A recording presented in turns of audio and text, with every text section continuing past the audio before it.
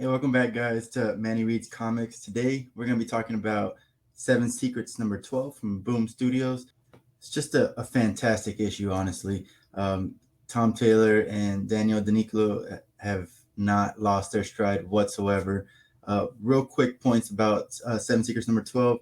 We find out a couple of different things. One, uh, Caspar and Amon pretty much had the same upbringing. They both were born into the order, both had their parents hidden from them, both found out that secret in while they were hiding from the rest of the people in the order. Uh, but one went one path, the other one went the other, and both not necessarily bad, but definitely different. And one is still pretty much learning the world.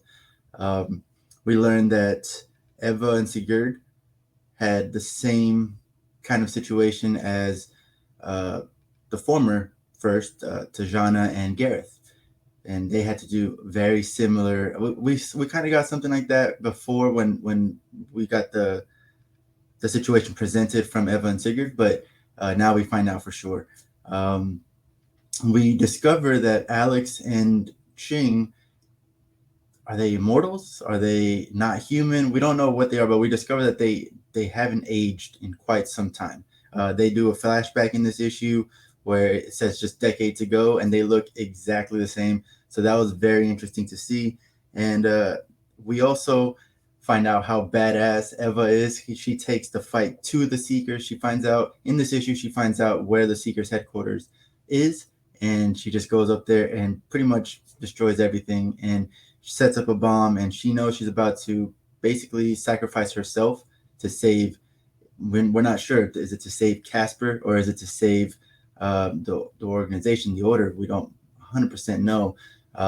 But she is sacrificing herself, but not only herself, she's also sacrificing the Queen of England and, of course, our boy Titus. And but upon seeing this, Caspar does not like that, and he activates again. We see another bit of his power. We still don't know what he is, and we don't really understand what. At least I don't understand how he's doing what he does. But seeing his mom on the roof and seeing the rest of the people in danger on the roof of this building that's blowing up, he just starts to run towards them, and eventually he just begins to fly, and he saves them, and that's the end of the issue. Definitely a 4 out of 5 in my book. It's compelling backstory for Amon. We get his origin story. Eva is just complete badass. We don't know if she's doing the correct thing or anything like that, but she's being a badass about it. And again, the art in it is just always mind blowing. So 4 out of 5. That's my review. But let's actually get into it now. So if you just want to see if you need to read this book or anything like that, that's all you need to watch. Subscribe here, share with your friends, comment anything below. But if you really kind of want to delve into the details, that's what I'm going to continue doing going forward. So yeah, like I said before, this story starts off with Eva finding out the location of the secret headquarters, right? So she takes Titus and the Queen of England and the Prime Minister to this secret armory, sorry, that she has in London, and they start gearing up for battle. And then she hands a bag over to Titus, and Titus, when she does that, she says, "Hey, here's this bag. Don't open it. Don't look inside. Just carry it." And he's like, 100% understood, heard. If there's one thing that I've learned from this order, from this training, is to blindly follow orders. He basically says exactly that, and it's just like, that's not good. That's not something that you want from your soldiers. You don't want that from your organization. You can't grow from just giving orders or just listening to orders. So, and this also defends Amon's idea, because we find out a little bit into the book that we found out this before as well, but he believes that the order is just brainwashing orphans and making them defend this thing, these secrets that they don't even know what's in it, and they give their life for it. So he believes that the order is not a good organization. He's not doing anything better, but he's wanting to crush that. So this really fuels that argument, because Titus is over here saying, "Yeah, I got it. You're the boss. I'm gonna do exactly what you say." So Amon is really looking good in this issue for that reason. But yeah, she gives him the bag. Titus takes it, and they go off to the secret headquarters. Once they get there, the Prime Minister basically immediately backstabs them, and he tells them like, "Hey, this is the Queen of England. This is the keeper of the first secret, whatever. Um, they're behind me." And once he says that, immediately gets shot by Eva. And then they start going into this huge battle. The council does let them know that Amon's no longer there, but he has taken over. But everyone pretty much dies in that room. Eva locks up the room, the entrance to the council's meeting grounds, I guess you could say. And she plants a bomb. That's what was in Titus's bag. He was surprised. He's like, I was carrying a bomb the whole time. Like, so but he still didn't question it. But they set it up. Really, bro? Yeah, you gonna do that right now?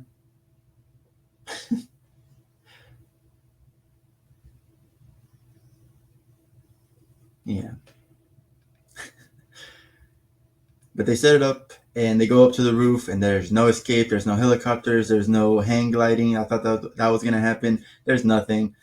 Pretty much it's a self-sacrifice. So upon facing their death, the Queen of England is like, you know what?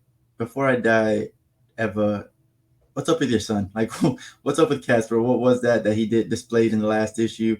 Um, what is he? And we don't get an answer. But we do cut to Caspar seeing them on the roof, realizing that they're going to die. He starts running towards them, and then pretty soon he just starts flying towards them. And that was just an amazing panel, because the way you're reading the panels, it looks like it's just going to be another sad moment for him, because we do know that both his parents are dead. We know that he's going to die soon, which he brings up at the end of this issue. But you turn the page and you're like, oh no, it's not a sad moment. This is an epic moment. This is a great moment for him. He's flying towards his family, and he's able to save them. Jeddah is like, hey, can you carry all of us? He's like, I don't know what I can do. He's finding out these powers just at the same pace that we are. So he is able to carry all three of them off the roof at the same time. So that's pretty strong. And that's how the issue ends. So great story for him. On the other side of the world, though, we got Kanto and what's his name? Amon. They have met up after a while. I'm assuming that this is the first time that they've met since Amon left the Order as a young kid, which we see in this issue in the flashback.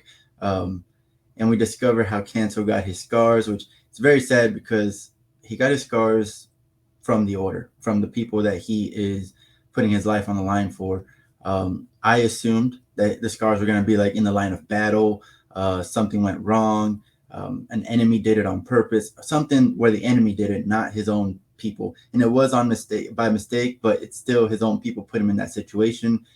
So not cool. But we discovered that Amon, like I said earlier, he was born into the organization just as Caspar was. He was raised there. He made friends. It looks like Sigurd is like the parallel of Titus, which is not great for Sigurd, but whatever. We see his friendship form with Kanto, and then that friendship just continues to increase to what they are now, which I wouldn't say that they're together, but I guess they do love each other enough to where they've been separated for all these years, I guess decades later, and they still have that love for each other. But what caused Amon to leave the organization was the fact that he worked very hard to become the holder for his mother, and as far as they know, he doesn't know that that's his mom. But once he's earned it, he even allowed the love of his life, Kanto, to get his face burned. He didn't do anything about it. After all that sacrifice, he still was not allowed to become that holder because his father, Garrett, said that it was too much of a liability and that the organization is more important than his son. And he made his mother say the same thing, that the organization is more important than his son. So he didn't like that. He leaves. He tells Kanto. Kanto is willing to leave everything behind as well and go with Amon. But Amon's like, no, you got to stay here, heal, blah, blah, blah. And he's like, well, if you think that I love this more than you, and he immediately shuts him up. He's like, no, that needs to stay a secret. So obviously this is, again, decades ago. So that's just another thing to keep bottled up, I guess. But of course, as we see when they reunite, that's no longer the case. but that's sad. It's sad that he's worked so hard for this. This is his family. This is his loved ones, and they turn their back on them. And so he does have a point. Again, Amon is just a very compelling villain, whereas he's not really a villain.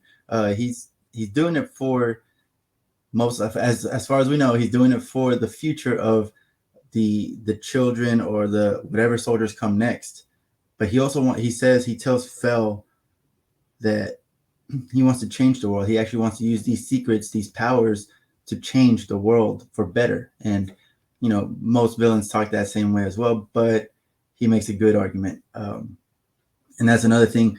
He shows Fel the other secret he has, which is 3. And I'm confused here, so if you know, let me know. But he shows her 3 secrets within a secret. It's 3 futures, and I can't tell if it's 3 possible futures or if it's 3 futures. So it's like this one's a month from now, this one's 3 years from now, and this one's going to be like in 20 seconds, like 3 futures in their future, or is it just 3 possible futures?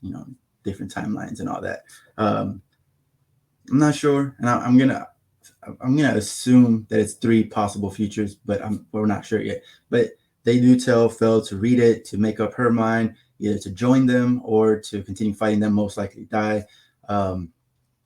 Which tells me that Fel is most likely going to join, because if we remember, when she was going through the trials, she refused to torture her friend. She refused to allow her friend to get hurt for her. So she is basically already in the same point of view as Amon and Kanto. So that's pretty much the whole book. Again, 4 out of 5. I really appreciated the parallels, not only in the flashback, but in the argument itself with Titus saying, "I will follow you blindly," being brainwashed, which is what Amon is saying, and Fel pretty much realizing that maybe the order is not all that's said to be. So that's 7 Secrets number 12. I truly enjoyed it. Let me know in the comments if you liked it, and thanks for watching. Thanks for listening.